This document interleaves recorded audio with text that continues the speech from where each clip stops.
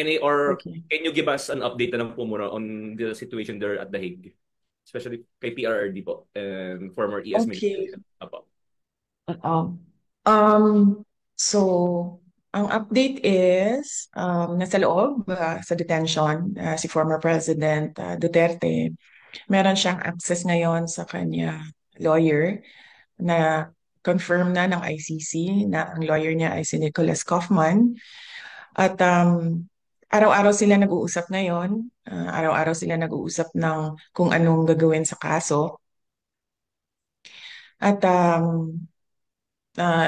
almost every day, meron din akong oras sa pagbisita sa kanya. Ang pinag-uusapan naman namin ay una yung bayan, pangalawa yung pamilya, and pangatlo yung mga mensahe niya para sa ating mga kababayan. Ang susunod naman ay ang estado ni Attorney Bingbong Medialdea. Hindi ko lang kasi alam kung hanggang saan ang gusto niya sabihin sa publiko sa kanyang health concerns ngayon. Pero siya ay nasa hospital hanggang ngayon. Nakita naman natin yung kanyang pag-collapse doon sa ICC detention kahapon. So hanggang ngayon ay nasa hospital siya. At meron atang mga procedure na gagawin sa kanya. Hindi ko lang masabi kung ano yung mga procedure na yon. Siguro bagay na tanungin natin ang kanyang next of kin o ang kanyang asawa sa kung ano yung mga health concerns ngayon ni Attorney Medialdea. Pagdating naman kay Attorney Harry Roque, wala siya ngayon dito sa The Hague. Nandito siya sa Netherlands. Pero nandoon siya sa isang lugar sa labas ng dahig para mag-file ng kanyang asylum documents. So wala akong update kung ano yung mga pangyayari doon sa kanyang pag-file ng asylum documents. Bagay siguro na mag-request tayo ng interview with Secretary Attorney Harry Roque kung anong estado ng kanyang pag-file ng asylum dito sa the Netherlands. So, first question po from Marisol Abdurman, GMA News. Sola? Marisol? Wala. Jace, can you hear me? Yeah, yeah. Jace? Loud and Ayan. clear. Okay, ma'am. Ma'am BP, good afternoon po. Gandang hapon. Ako.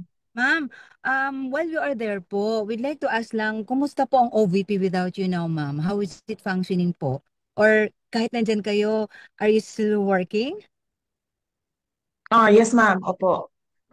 Okay lang po ang estado ng Office of the Vice President. Patuloy po kung ano man yung naiwan na mga projects sa maliit namin na budget ngayong taon na ito ay tumutuloy po siya.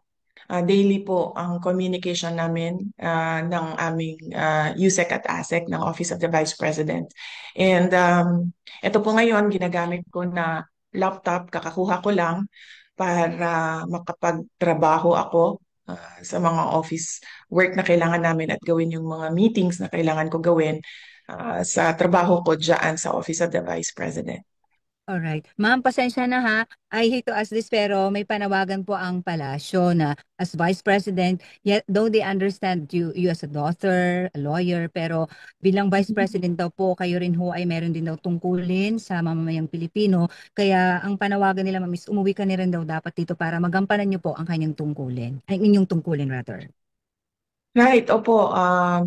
I perfectly understand that. In fact, hindi ko naman din gusto talaga na magstay dito, no? Dahil ang mga anak ko, ang pamilya ko ay nandyan sa Pilipinas at ang trabaho ko ay nandyan sa Pilipinas.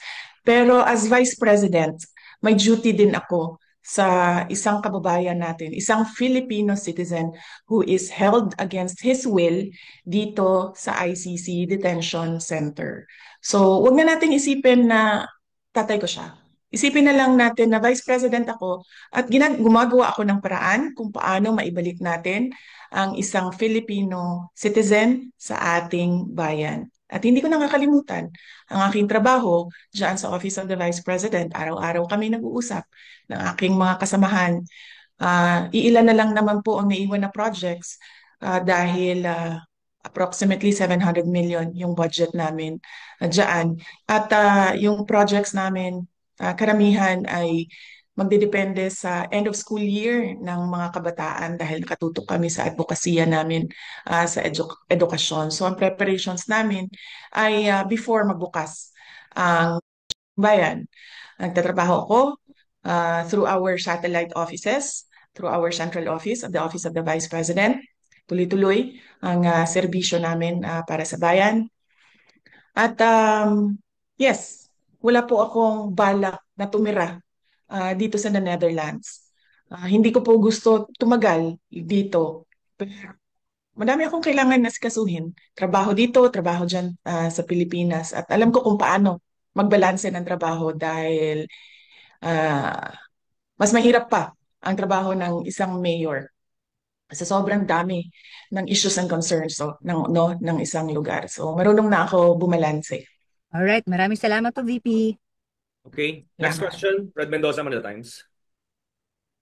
Ma'am, good afternoon po ma'am. Do you hear me po ma'am? Yes, I can hear you, Yes Red. ma'am. Yes ma'am. 3 questions. Sabay-sabay ko na ito po ma'am. Ma'am, may estimated date po ba kayo na uuwi kayo sa Pilipinas? Number 2, how much po ang gagastusin ng pamilya ninyo sa legal defense ni former President Duterte? Number 3, are you going to join na po ba the rallies of the PDP laban coming forward pag bumalik po kayo dito sa Pilipinas? Yun lang po ma'am. Unang-una,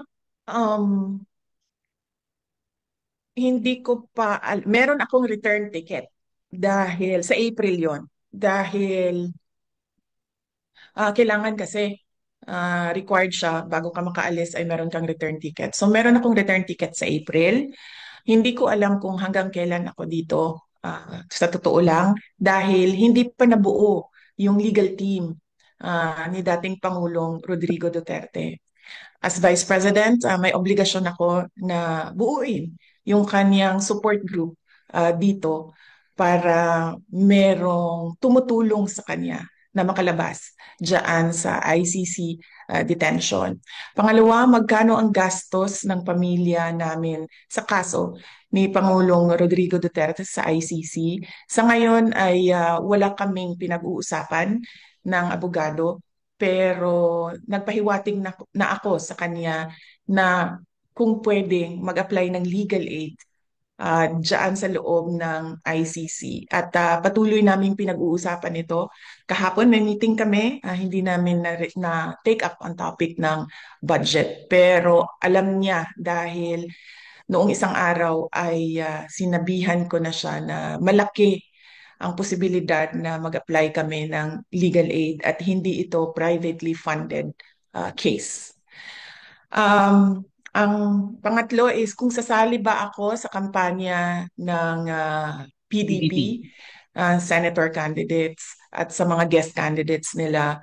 Palagay ko naman hindi na kailangan ako sumama sa kampanya nila dahil alam na ng taong bayan at alam na ng buong bansa na kailangan nila baguhin ang muka ng ating gobyerno.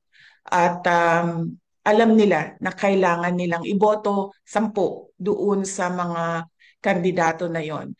Unang-una, yung mga kandidato ng PDP, Senator Bongo, Senator Bato de la Rosa, Attorney Hinlo, Attorney Bondok, Philip Salvador, and meron Vic pa Rodriguez, ma'am. isa. Vic Rodriguez, ma'am. Vic Rodriguez. Rodriguez is a guest candidate of PDP. So meron pa tayong isang PDP senator. And meron tayong 4 na guest candidate. Si Attorney Vic Rodriguez, si Congressman Rodante Marcoleta, si Pastor Apollo Kibuloy, and si Dr. Richard Mata. So, hindi ko yun nga siguro ang dahilan kung bakit inalis or ginawa ng extraordinary rendition ang dating Pangulo dahil mukhang magba-block voting ang buong Pilipinas sa 10 senador. Okay po ma'am. Thank you po ma'am. Okay. Next question, Jason Rubrico, SMNI. Jason?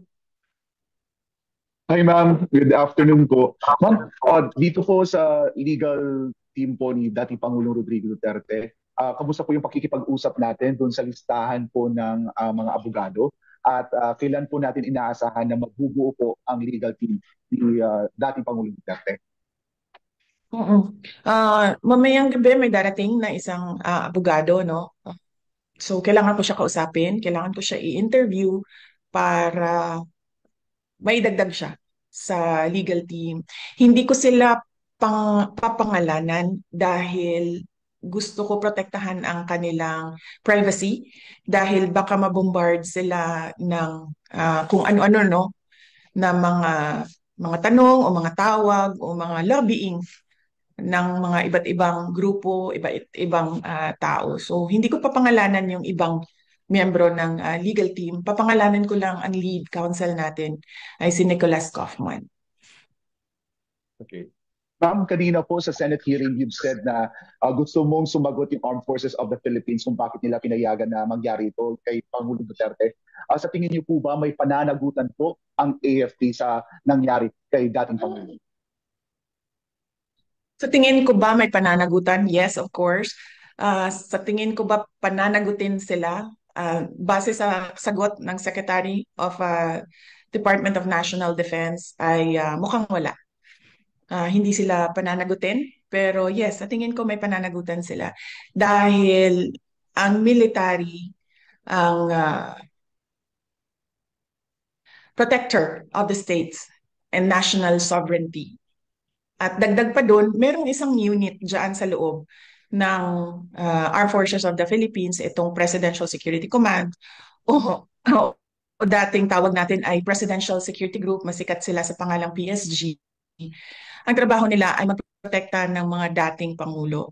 Kung makikita nyo, ang mga security detail ng ating former President Estrada, former President Arroyo, ay mga miyembro at ni former President Duterte ay mga miyembro ng PSG. Dahil mandato nila na protektahan ang former heads of state because these are kumbaga icons ng ating bansa and they're very important individuals para sa isang bansa. Thank you, ma'am. Next, okay. Next question, Ms. Joanna Gialagon, Asahi Shimbun. Good afternoon, ma'am. Thank you for taking the time to speak with us.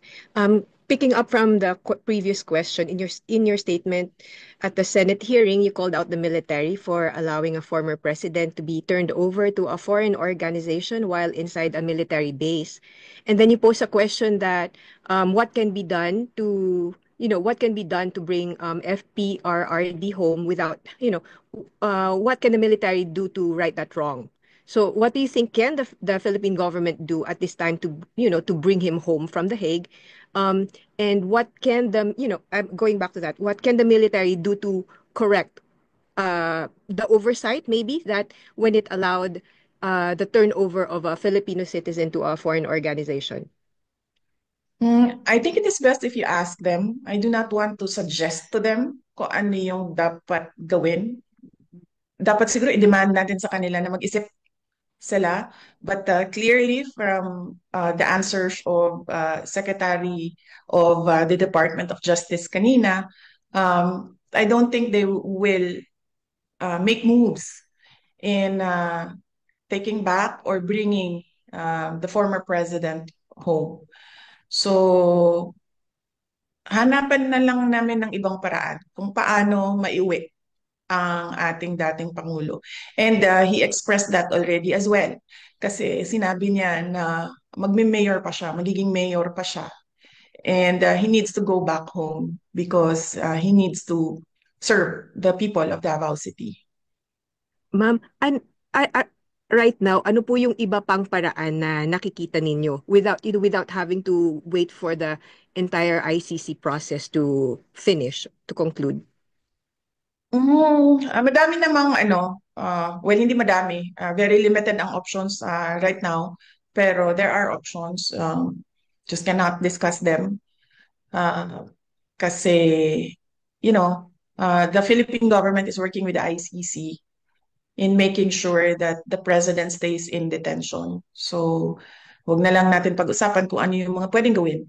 Pero, merong very limited ang options, pero meron. Ma'am, pwedeng isa pa. Birthday lang po ni FPRRD later this month. Mhm. Ano po ang plano natin para dun sa kanyang birthday?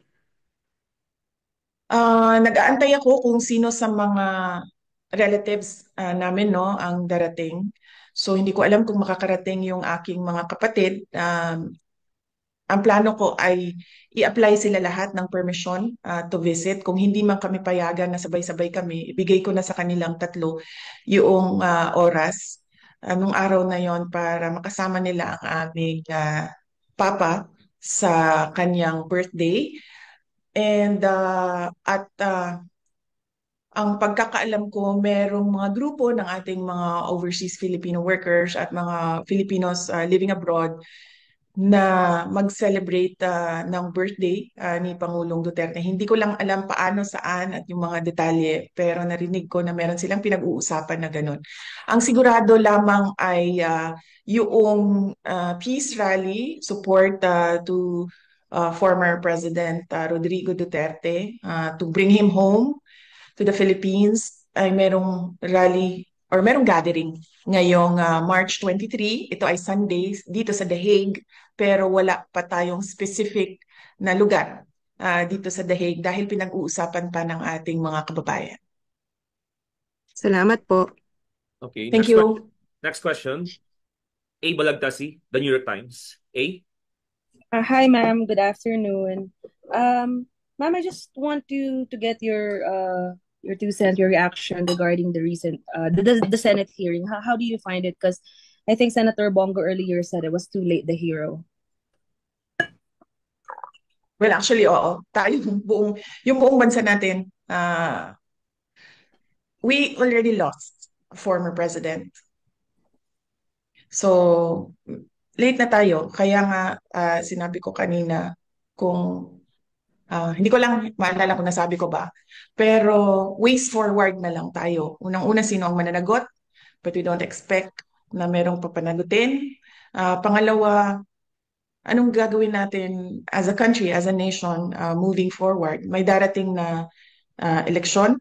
Ano bang dapat natin gawin dyan? Ang gusto ng lahat, pagbabago. So, meron tayong option na 10 senador at meron pa tayong daming tanong sa nangyari sa ating budget sa ngayon, no? Public funds is expended in a constitutionally infirm document. So, ano bang gagawin ng bansa? Ituloy natin ang demand natin for transparency, accountability, peace and security para sa ating bayan. Yes, thank you, ma'am.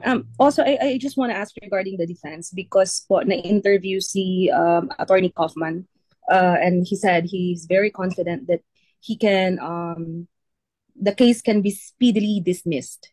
Do you share that sentiment, and where do you think is he coming from?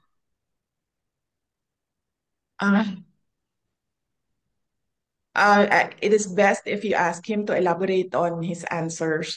Pero alam niyo naman, as a relative, no, as a Filipino citizen, matagal na ang isang araw. Matagal na sa atin ang 2 araw. Pero for lawyers, alam mo, meron yan silang sarili nilang mga timelines, no?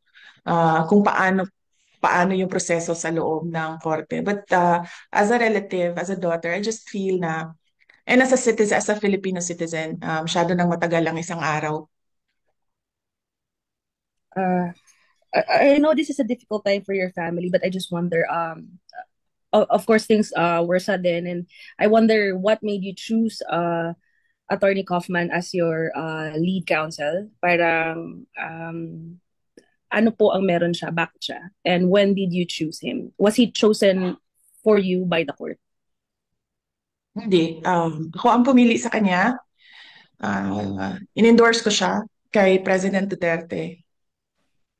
Noong nasa ere, si President Duterte, noong kasi sinusundan ko yung airplane niya, nung naintindihan ko na kung ano yung gagawin ng pamahalaan sa kanya,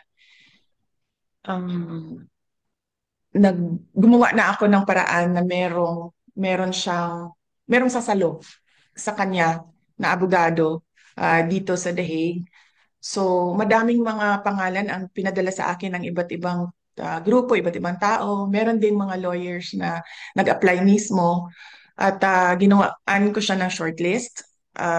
May inutusan ako na abogado dyan sa Pilipinas na mag-interview ng mga lawyers ng mabilisan lang. Tapos, si Nick Kaufman ang nasa top 3 ng listahan na yon. And base sa briefer na binigay sa akin ng abogado, base sa interview na ginawa niya sa mga abogado at sa kanyang, ano bang tawag niyan? Vetting, no? Pinili ko si Nicholas Kaufman. And habang nasa ere, si President Duterte, sinabihan siya at sinabihan ko lahat ng may contact sa kanya. Even ako, kasi nakausap ko siya sa telepono, sabihin niya, pagdating niya dito, na si Nicholas Kaufman, yung kanyang abogado. Pagdating niya dito, nakasulat sa papel din ang pangalan ni Attorney Salvador Mediadleya at siya yung unang nirecognize ng ICC na abogado, kaya siya yung nandoon sa initial appearance. Pero nakikita ko na medyo hirap si Attorney Medialdea dito kaparte ng kanyang kalusugan. Ilang beses ko siya sinabihan dahil nagmi-meeting kami dito. Ilang beses ko siya sinabihan na pumunta kami sa hospital dahil pangalawang nakikita ko yung hirap siya sa paghinga, hirap siya sa mukha siyang stressed na masyado na dahil sa edad niya siguro. Sinabihan ko siya magpa-hospital kami pero umaayaw siya dahil nga tumutulong siya kay dating Pangulong Duterte. At yun na nga, inabutan na siya ng pangalawang collapse niya doon sa detention center at ngayon ay hindi na siya pinapalabas ng doktor sa hospital. Kaya malamang ang magiging desisyon din niya ay mag-withdraw dahil kailangan niya tutukan ang kanyang kalusugan. So, yes, ako ang pumili, ako ang nagsabi kay President Duterte, kay Nicholas Kaufman. Kung palpak man, si Nicholas Kaufman, ako po ang mananagot sa taong bayan. Yes, ma'am. Thank you for that po. Last one question, but I mean, it's just looking forward to two things that are we're expecting within the year. Number one is, ma'am, meron po kayong impeachment battle. That's another legal battle that you're going to, a political battle. How are you preparing for that? Because initially the plan was your father will be there as part of your legal team. Now it looks like nabaliktad and kayo po yung nag-aasikaso ng legal team ng tatay niyo po ngayon, sa former president in The Hague.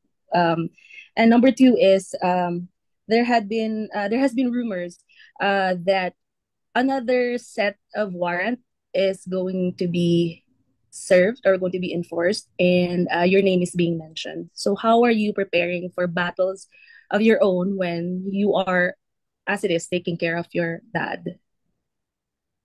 Yes.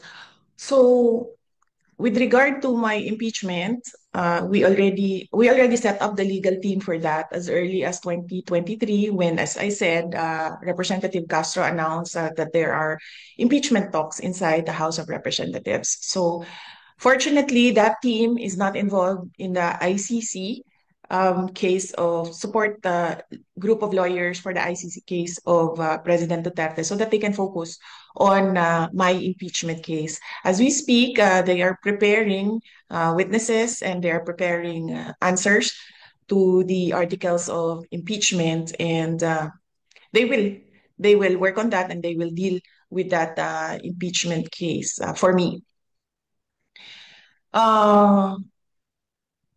So the other question is, it will not matter if President Duterte is not anymore in the legal team because there are other lawyers there as well working on the impeachment case. The other question, sorry, I forgot. I missed. Yeah, meron po kasing rumors, ma'am, na may another set of arrest warrant na i-enforce po sa Philippines and napapangalanan po kayo doon. So how are you taking that po? Okay. Well, depende. Kung lumabas yung warrant na nandito ako sa The Hague, I will surely talk to another lawyer na para sa akin naman, what are my options legally. Kung ang warrant naman ay dumating na nandyan ako sa Pilipinas, tingnan natin kung anong gagawin ng gobyerno sa akin. Ma'am, one last question. I don't want to sound cheesy, but it has been a heavy week. And I think my last question would be, how are you? I'm okay. Surprisingly, I'm okay. Wala naman akong nararamdaman na wala akong nararamdaman. So on that point, I don't think I'm okay. Wala akong nakakatulog naman ako maayos. Siguro dahil sa pagod nung isang buong araw ng meetings dito. At so meron akong saktong tulog, meron akong saktong kain. Ang worry ko lang is yung mga anak ko dahil hindi talaga yan sila sanay na wala ako. Nasanay kasi sila, lumaki kasi sila na katabi ko yan sila sa tulog. At ngayon, yung youngest na anak ko, yan yung katabi ko sa tulog. So, yan yung worry ko, yung aking mga anak. Dahil nawalan sila ng nanay. Yan yung hindi ko kasi magawa remotely, yung pagiging nanay.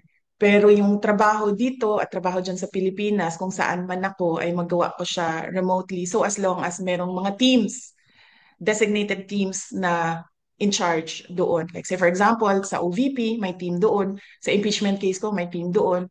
Pagdating naman dito sa ICC case ni Pangulong Duterte, may team dito. Kaya ko siya gawin. Yung aking eldest na anak, dahil nasanay din yon na kausap niya ako lagi sa mga nararamdaman niya, anong nangyari sa paaralan, ganon. Yung pangalawang anak ko nawalan ng cheerleader dahil pag naglalaro yon sa kanyang soccer at basketball ay nandyan ako lagi talaga. Dala-dala ko yung mga paraphernalia ko, pom-poms, drums, yung mga trotot ko para i-cheer siya. And of course, yung youngest, as I said, nawala ng katabi sa tulog. So yun yung concern ko. Thank you po. Okay, next question, Ms. Celerina Monte, Japan Broadcasting Corporation, NHK. Hello. Good afternoon, Vice President. Sorry if I have to ask you. During our interview with the families of the alleged victims of the war on drugs, they're saying or Ma'am Cel, nawala. Nawala siya, Jay. Ma'am Cel, nawala ka. Ma'am Cel, kindly fix your line. Balikan ka namin. Ano muna? Miss Camille Samonte, TV5. You're recognized. Hi, VP. Good afternoon po. Camille po from TV5. I just want to ask, will you be formally endorsing Senator election? Nawala siya, Jay. Nawawala rin kayo din. Camille? Wala. Ma'am Cel, andyan na kayo? Me? Hello? Camille? Yes po. Can you hear me po? Yeah. Go on. Go ahead. actually yung possible Ayan po. Ma'am, yes, Camille po from TV5. I just want to ask, ma'am, will you be formally endorsing Senator Amy Marcos in the elections? Wala kaming napag-usapan, ma'am, about endorsement ni Senator Amy Marcos. Basta, let me just express my gratitude to Senator Amy Marcos for opening the Senate investigation, no? Para siguro hindi na maulit at para napapag-usapan siya sa loob ng ating pamahalaan at para mailagay officially yung mga posisyon ng iba't ibang tao, iba't ibang sektor. Kasama din yung posisyon ko as a Vice President at yung document na galing sa Office of the President na pirmado ng ating Pangulo. Ma'am, yung inyong impeachment trial, syempre, you mentioned na you have a separate lawyers already preparing for that. How difficult is this for you? Because you're also taking care of the defense team of your father, former President Duterte. And yung kanyang susunod na hearing will be on September. And there were talks in the Senate na probably baka by September or October magsimula naman yung impeachment trial sa inyo. How will you balance case na Mhm. Yes, oo. Well, both cases will continue, no? ICC will continue. The ICC case here will obviously continue. Hindi naman ito sila magsasabi na parang hindi na tayo tutuloy at ibabalik natin yung detainee sa Pilipinas. Hindi malabong mangyari yan, no? So magtutuloy siya, yung impeachment case ay tutuloy din at ang paniguraduhin ko lang ay merong grupo ng abogado na nakatutok doon sa dalawang kaso na yon. Ang sa akin na lang naman ay consultation at decision making, no? Sa mga mga bagay na sa tingin nila ay kailangan ng desisyon ng kliyente. Dito naman sa ICC case, sa mga bagay na kailangan ipresenta sa ating Pangulo para kasi siya ang kliyente. Ma'am, last na lang po on my end. Nagkausap na rin po ba kayo ni Senator Ronald Bato de la Rosa because he is also among the list of alleged suspects or yung next na masaserve ng warrant? Hindi pa kami nagkausap ni Senator Bato de la Rosa. Mag-ingat siya at lahat ng mga nandoon na mga complaints ng mga former uh, police, PNP personnel, officers, mag-ingat sila dahil kung meron mang sinasabi na merong warrant, ay malamang merong warrant yan dahil nakita natin na meron ngang warrant of arrest dito kay Pangulong Duterte. Ang sa akin lang din, no, na observation ba, noong nakaupo ako doon sa gallery ng ICC at nakikinig sa initial appearance ni Pangulong Duterte, a total of 43 cases. Nasaan na ang libo-libo na mga kaso na sinasabi ng ating mga complainants na crimes against humanity. 43 murder cases. Hindi ko dinidiscount yung 43 na sinasabi nila allegedly na namatay ha. Pero crimes against humanity is a serious accusation na lagi nilang paulit-ulit na sinasabi, 6,000, 9,000, 10,000, 40,000, 50,000 ang mga namatay. And they cannot even come up with 100 names ng mga namatay ng supposed war on drugs, which amounts to crimes against humanity. Alam mo, nahihiya ako as a Filipino citizen ngayon eh. Nagiging, katatawanan tayo ng buong mundo na merong isang bansa na binibigay ang kanyang citizen sa isang foreign jurisdiction, foreign organization. Hindi ginagawa yan ng mga bansa. In fact, tayo nga sa loob ng Pilipinas, every time may OFW na convicted abroad, ginagawa natin ng paraan na magkaroon siya ng pardon para maibalik siya sa Pilipinas. Ito sa atin ngayon ay kabaliktaran. Akusado lang ng 43 cases, 43 counts of murder, ibinigay natin sa isang foreign jurisdiction without any legal basis at all. Nahihiya ako humarap sa buong mundo na ganito mag-isip ang ibang mga kasamahan natin dyan sa bayan, ibang mga Pilipino. Thank you, ma'am. Okay, next. Ma'am Sel, andyan na kayo ulit. Kayo ba? Yes, ito na po. Sorry. Pauline Monte, Japan Broadcasting Corporation, you're recognized. Ma'am, choppy talaga kayo. Nawawala kayo. Next question muna. Mads Villar, Net 25. Question. Hi, good afternoon, BP. Ma'am, how is the health po of former President Duterte now? He's doing okay. Hindi ko nakakausap yung Ma'am, sorry if I doktor have to niya ask dahil this. Eto, clear na po, malinaw. Wait lang, Mads. Patapusin mo muna si Miss, Miss Sel, patapusin mo muna si Miss Mads. Then may answer din si VP kay Mads. Ma'am, go ahead. Hindi ko nakakausap yung kanyang doktor sa loob dahil may proseso din sila sa loob kung paano mo kausapin ang doktor, no?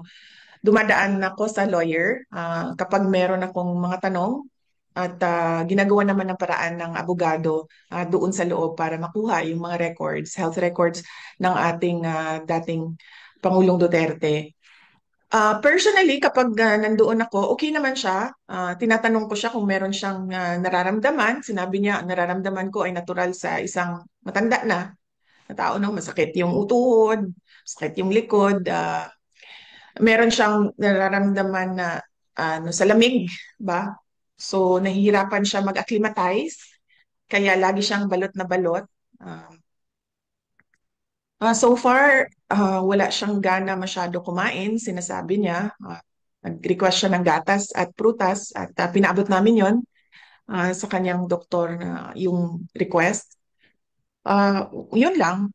And dati pa naman natin alam, no, na medyo mahina na yung pandinig ni Pangulong Duterte dahil din sa kanyang edad at medyo mahina na rin yung mata niya dahil din sa edad. So, nothing, I don't see any serious health problems at the moment sa kanya.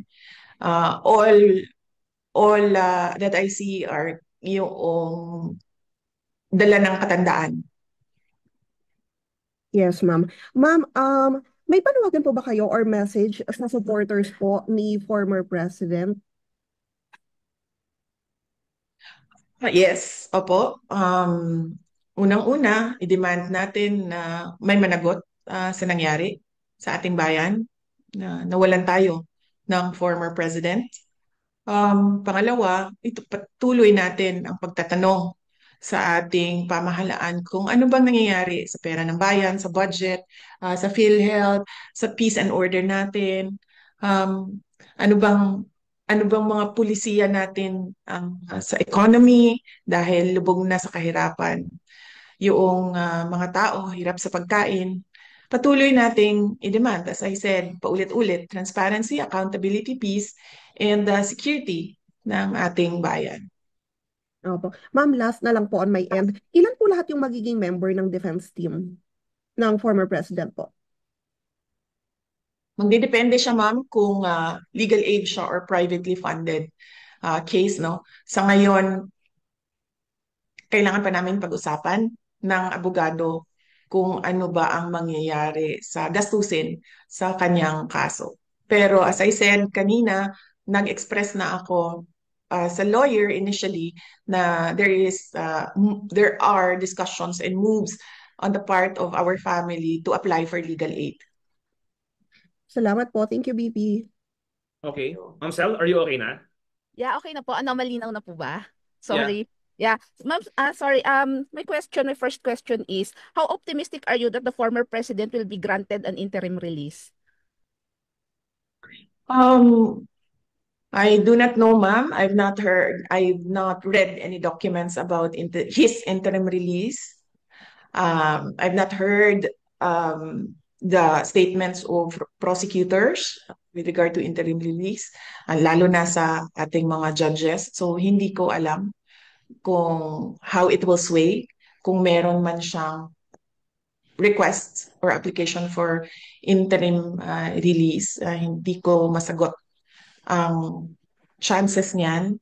At ang optimism level ko sa ngayon ay 0, but only because hindi ko naririnig kung ano ang sasabihin ng prosecutors at ng judges. Ma'am, another question. Sorry if I have to ask this because some of the families, relatives of those alleged victims of the war on drugs claim that their lives would be threatened or at risk if the former president will be allowed to return to the Philippines because they're afraid that the former president or may do something bad against them. So is there any basis for their fear? None at all, ma'am. Matagal naman namin alam na merong investigation na ginagawa sa loob ng Pilipinas dahil nakukuha namin yung information sa mga abogado mismo na gumagawa nun at sa ibang mga government personnel. No? Hindi ko na lang sasabihin kung ano yung mga opisina na yon. Kaya nga nagkaroon ako ah, ng meeting, Zoom meeting with the Secretary of Justice noong 2023. Kasi sinasabi ko sa kanya na naiintindihan ko na merong investigation na nangyayari. Pero wala kasi talaga silang jurisdiction.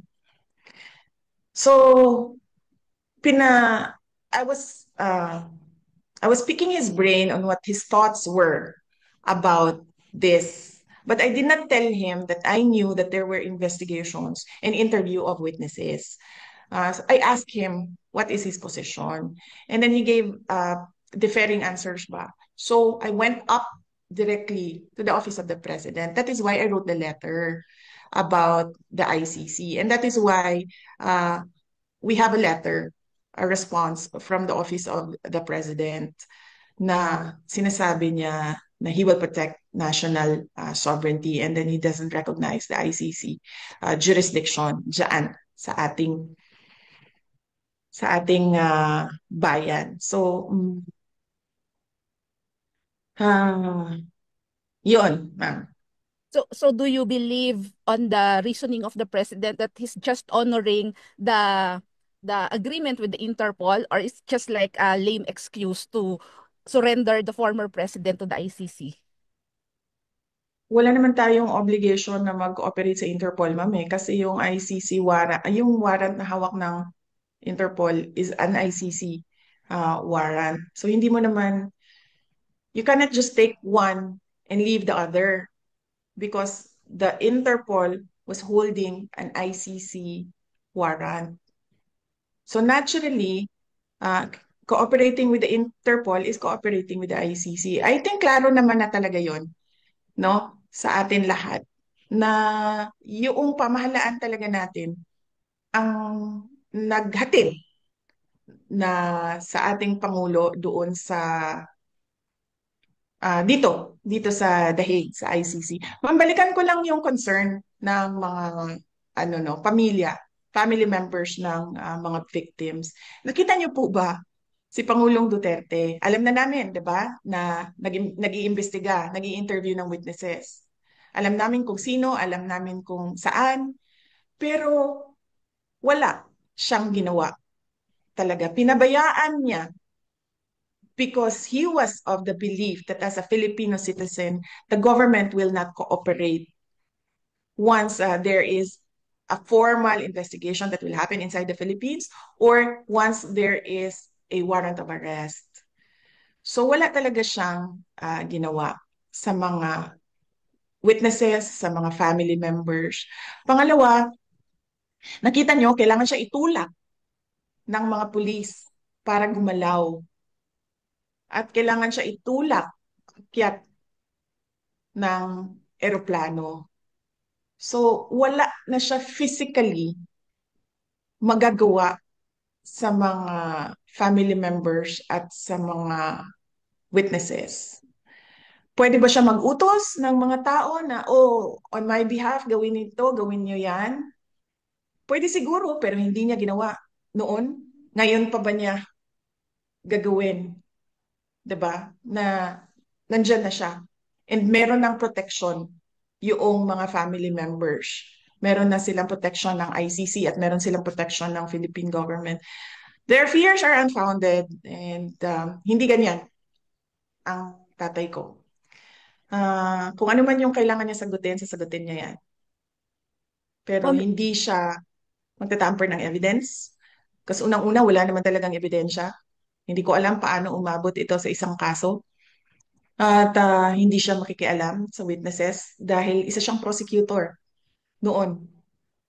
At ang alam niya kung ano ang violation niya as a lawyer kung nagtatamper ka ng evidence at nakikialam ka ng witnesses. So, Unfounded yung fears, walang basihan. Sinasabi lang nila siguro yan para, I don't know, huwag pabalikin ang Pangulo sa ating bansa. Bakit ayaw nila pabalikin? Well, meron silang they are in collusion with individuals, both in the government and outside of, from the private sector. They are in collusion with organizations who are against the former president because of his policies noong siya ay Pangulo. They are in collusion with people who want to stay in power, with people who want to totally erase political opposition, who want to question uh, the acts of government. So, sa tingin ko yan eh. Okay, last question, ma'am. So as part of the defense of the former president, is there any plan to like bring into like The Hague some witnesses for the former president? I am not part of his legal team. Nandito lang ako kasi kailangan nila ng kausap sa labas. So kinakausap nila si Pangulong Duterte sa loob at kinakausap nila ako sa labas so that there is someone who will sign off on what was agreed upon with the client, no? So hindi ako part ng legal team. As I said, I am a Filipino citizen here helping the former president go back home. And I am here as a daughter as well. Moral support doon sa kanya. Thank you, ma'am. Okay, last 3 questions po tayo, ma'am. Next question, Miss Joyce Oo, Adra. kasi Jay, it's Yeah. 8:05. No, may 9 a.m. meeting Alright. ako. Sabi mo isang oras lang ito. Miss Joyce Adra, RMN News, then followed by Glenn Wego, Super Radio. Good afternoon po, VP. Ma'am, ask ko lang po, meron kasi mga report na peke yung ibang EJK victims sa kapisanan ng mga broadcaster na Pilipinas sa forum po the other day. Hindi naman ito dininay ni Attorney Claire Castro at ang parang sinisipa niya yung isang media na nagtanong sa kanya na alam mo naman palang kapitbahay mo yung isa at hindi pala totoong EJK victim. Bakit hindi mo sinulat ng tama? Bakit hindi mo itinama yung isinulat mo? So kayo po, anong masasabi niyo po dito sa mga sinasabing peke nga EJK victims? Nasabi ko nga kanina, opo ma'am, thank you. Nasabi ko nga kanina ma'am, no, hindi ko alam paano umabot ito sa isang kaso. Wala talaga silang ebidensya at all for murder or crimes against humanity. Hindi ko alam. It baffles me. Really, truly. How this has happened, no? So, kasali na din siguro dyan, ma'am, yung mga peking supposedly victims, no? Kasali na yan dyan. Kasi ito lahat ay gawa lamang unang-una ni Senator Trillanes noon. At syempre nakakuha siya ng, ano bang tawag niyan? Kakampi o kaalyado sa loob ng pamahalaan. So, yon. Miss Joyce, okay ka na? Are you good? Wala na. Okay, last question. Okay Raymond na po, Antonio. sir. Thank you po. Thank you. I'm done po. Thank you. Okay. Raymond Antonio, read the bulletin. Last question. Then we're up. VP, good afternoon. Senator De La Rosa admitted having an ill feeling towards National Security Advisor Eduardo Año following the arrest of your father, the former president. How about you, VP? What do you feel right now, given that Año was one of your father's men and member of his cabinet?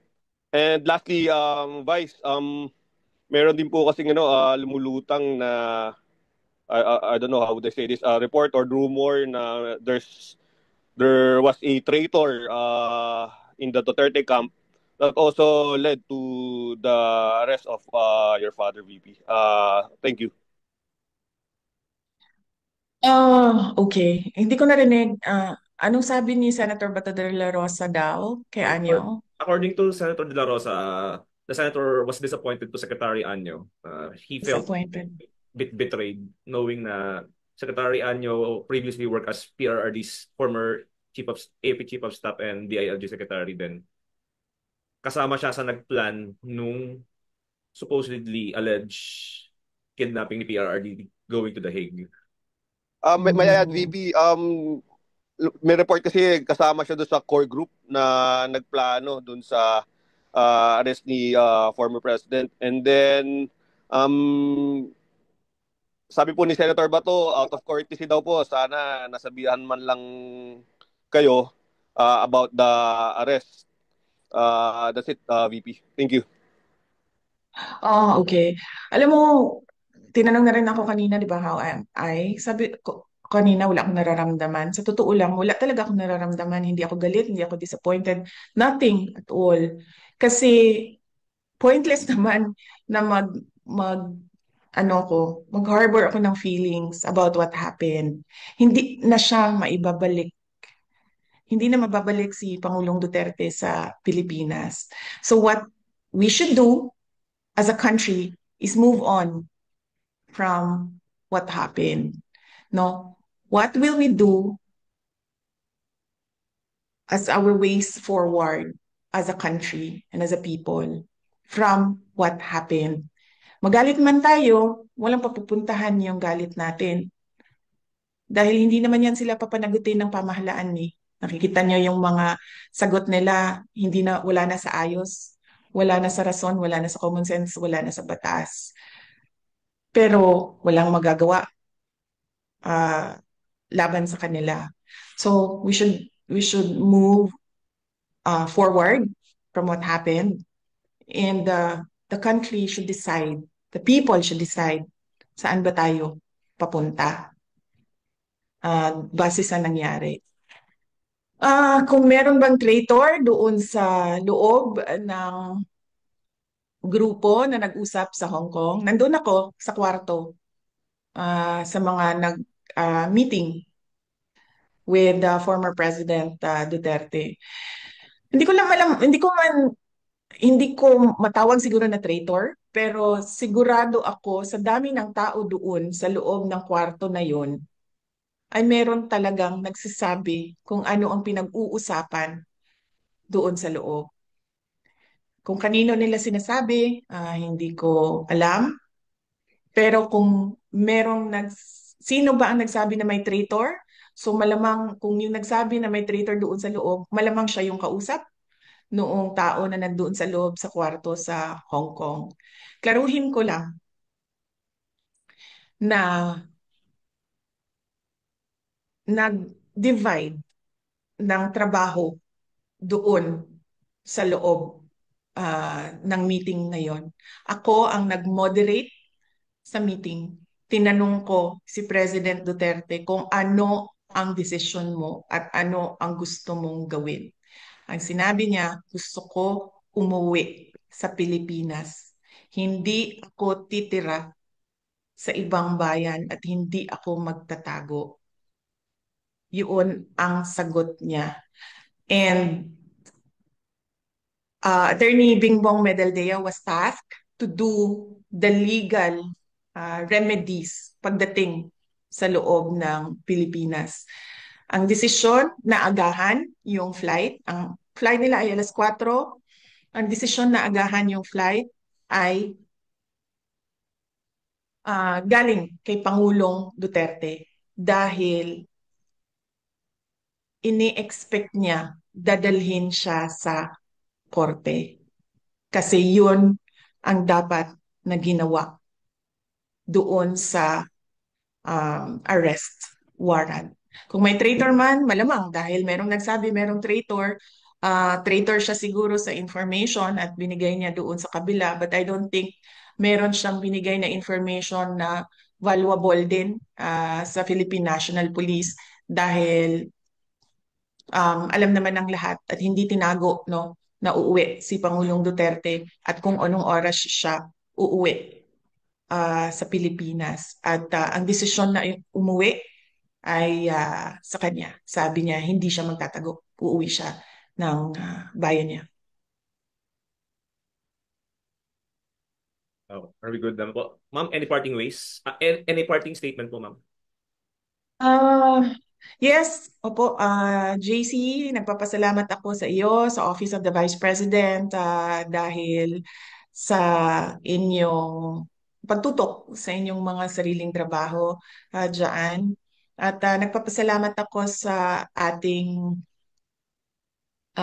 OVP, Media Beat, sa pagkakataon na makapag-usap tayo ngayong hapon na ito. Pakiusap ko lang sana kung ano yung sinabi ko ay yun ang maisulat at maisapubliko. Yun lamang ang pakiusap ko at wag i-interpret ang aking mga sinabi according to sa opinion ng mga tao, kundi isulat lang siya kung paano ko siya sinabi. Factual lang yung presentation ng news items. Yan yung pakiusap ko sa inyo. At nagpapasalamat ako sa ating mga kababayan sa pagpapakita ninyo ng suporta sa ating dating Pangulong Rodrigo Duterte. Gusto niyang malaman ninyong lahat na alam niya kung ano ang nangyayari sa ating bayan. At sinasabi niya lagi na kung ano yung dapat naipakita niya sa buong mundo, sa inyo mga Pilipino, kung ano yung governance, ano yung dapat na nakikita natin sa pamahalaan. At yun ang i-demand natin lagi sa ating mga opisyal ng gobyerno. Ulitin ko, aking pagpapasalamat sa inyong lahat. Magandang